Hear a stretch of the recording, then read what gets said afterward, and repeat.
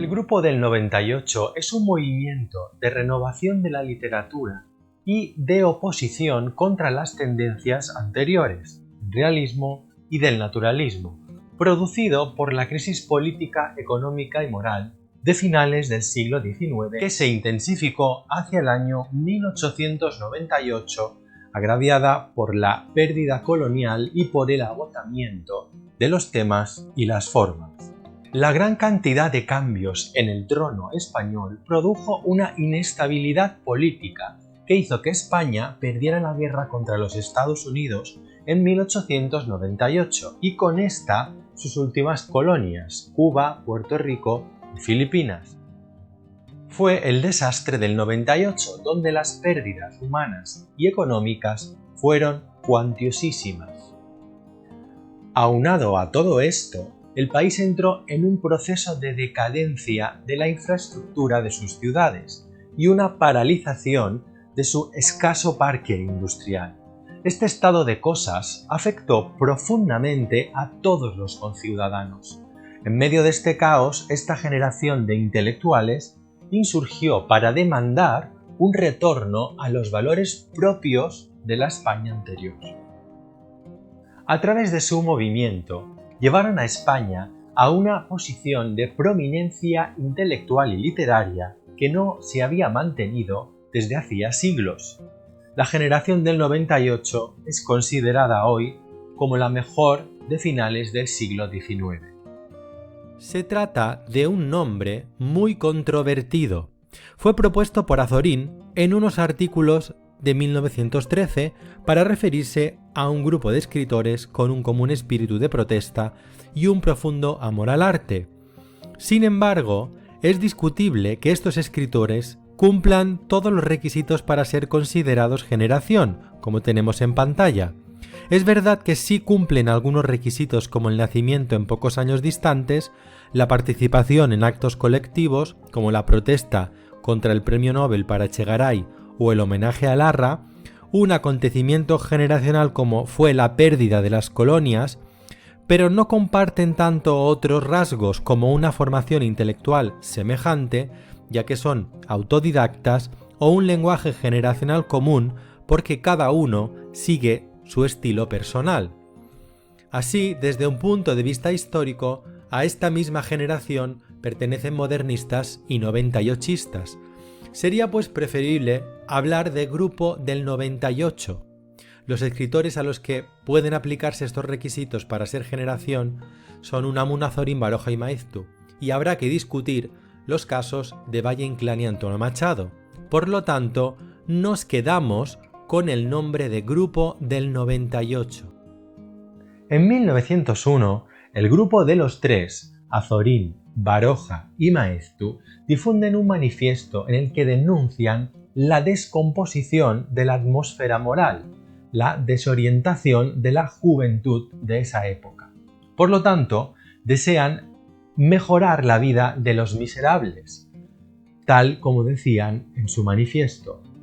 Pero ya no confían en las doctrinas políticas, ni siquiera en las demócratas ni en las socialistas, y piensan que solo una ciencia social puede estudiar soluciones. Quiere decir esto que los tres han dejado de un lado las ideas revolucionarias iniciales y han evolucionado hacia posiciones reformistas y regeneracionistas. También Unamuno abandonó el socialismo y lo que ahora le preocupaba eran los problemas espirituales de nuestro pueblo. En cuanto a los temas y características, en primer lugar tenemos que considerar el tema de España. Exaltaron una España eterna y espontánea, por eso el interés por el paisaje, por la vida de los pueblos y por nuestra historia. Este paisaje se centra en concreto en Castilla, porque vieron allí la médula de España y, en consecuencia, la atracción por lo austero del paisaje castellano supone una nueva forma de ver las cosas y una nueva sensibilidad. También les interesa mucho la historia, porque es otro de sus campos de meditaciones. Buscaron en ella esos valores que habían defendido del paisaje castellano y de España. Y sobre todo debemos destacar por debajo de esta historia lo que Unamuno llamó la intrahistoria, es decir, la vida callada de millones de hombres sin historia que, con la labor diaria, hicieron esa historia mucho más profunda.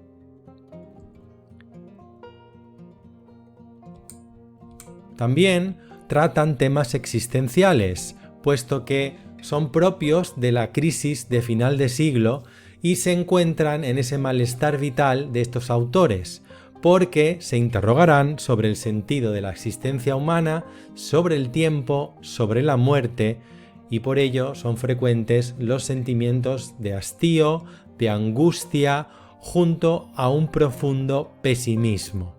Se ha visto en ellos una huella del existencialismo europeo, por lo tanto la influencia de los filósofos y racionalistas Schopenhauer y Kierkegaard. De Nietzsche cogen el tema del eterno retorno y la actitud religiosa ante el cristianismo, la valoración de la vida y la voluntad frente a la razón y la predilección por el superhombre. Las gentes del 98 tienen un profundo anhelo de europeización. La apertura a Europa y la revitalización de los valores castizos deben convivir al unísono. Sin embargo, en una segunda etapa reivindican los valores nacionales más castizos e incluso hablan de españolizar Europa. También asistimos a un problema religioso, puesto que los 98istas fueron agnósticos en su juventud, Baroja toda la vida, y Unamuno en perpetua lucha entre la razón y la fe, por eso tuvo ese temperamento religioso a la vez angustiado fuera de la ortodoxia católica. Azorín y Maeztu, en cambio, adoptaron con el tiempo posiciones católicas tradicionales. Ese problema religioso de ese grupo del 98 lo vamos a encontrar en las obras literarias.